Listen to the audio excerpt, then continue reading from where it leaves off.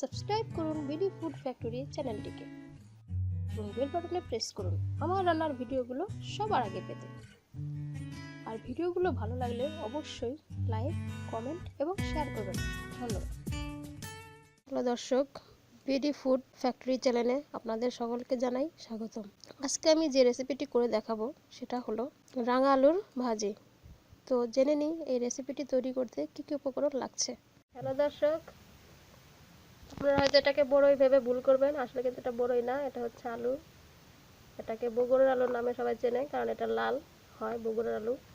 তো আজকে আমি আপনাদেরকে এই আলুগুলোকে ভেজে দেখাবো, এবং এই ছোট ছোট লাল আলুগুলোকে। আলুগুলো কাটার পরে এরকম দেখা যাচ্ছে, দেখুন, দেখতেই পাচ্ছেন।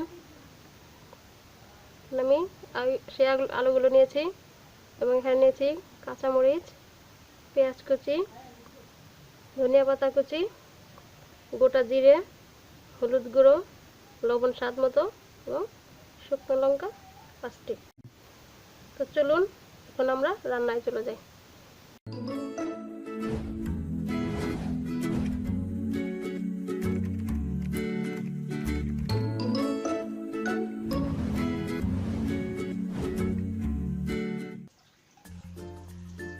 পর্যায়ে আমি তেলটা গরম হয়ে গেছে, দিয়ে দিচ্ছি জিরে, গোটা জিরে,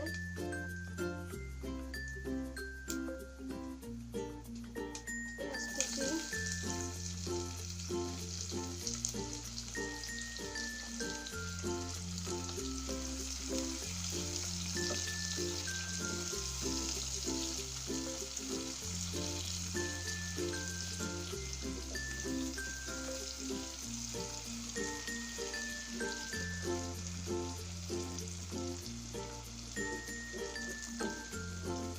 পেঁয়াজটা একটু বাদামি হয়ে এলে দিয়ে দেবো আলু।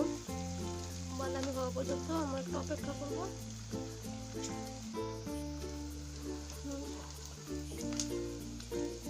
দেখতে পাচ্ছি আমার পেঁয়াজগুলো বাদামি কালার হয়ে গেছে। আমি পর্যায়ে আলুগুলো দিয়ে দিচ্ছি।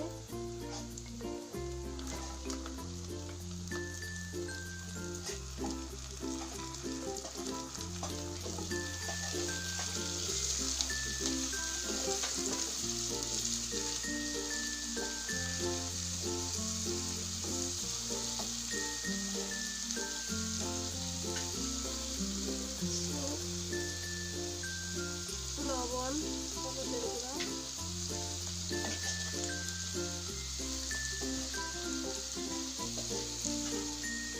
কাঁচামরিচ,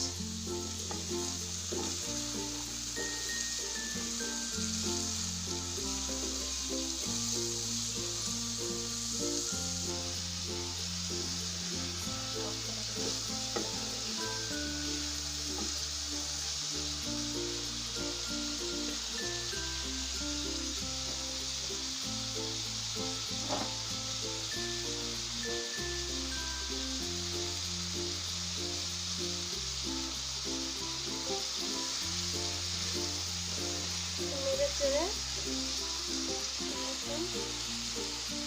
ঢেকে দেবো। ঢেকে দিলে আলুগুলো সেদ্ধ হয়ে আসবে। 2 মিনিট পর দেখবো কি অবস্থা। দর্শক, 2 মিনিট পর দেখছি আলুগুলোর কি অবস্থা।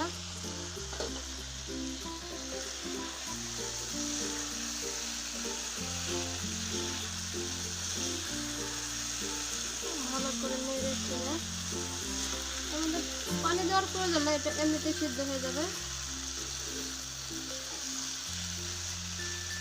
এটা আমি ভাজি করবো, একটু পানি লাগবে না। আবার ঢেকে দেবো 2 মিনিটের জন্য। এরপর ঢাকনাটা খুলে দেখছি আলু ভাজিটা হয়ে এসছে।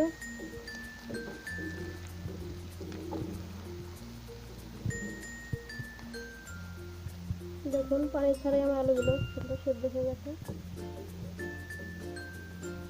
এরপর আমি দিয়ে দেবো ধনে পাতা।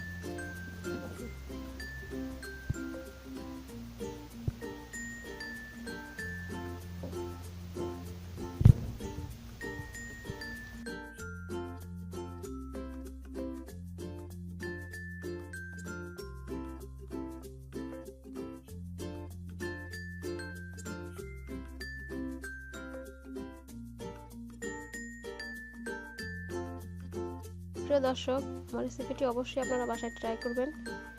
ভালো লাগলে লাইক, কমেন্ট এবং শেয়ার করবেন এবং নতুন নতুন রেসিপি পেতে আমার চ্যানেলটিকে অবশ্যই সাবস্ক্রাইব করবেন।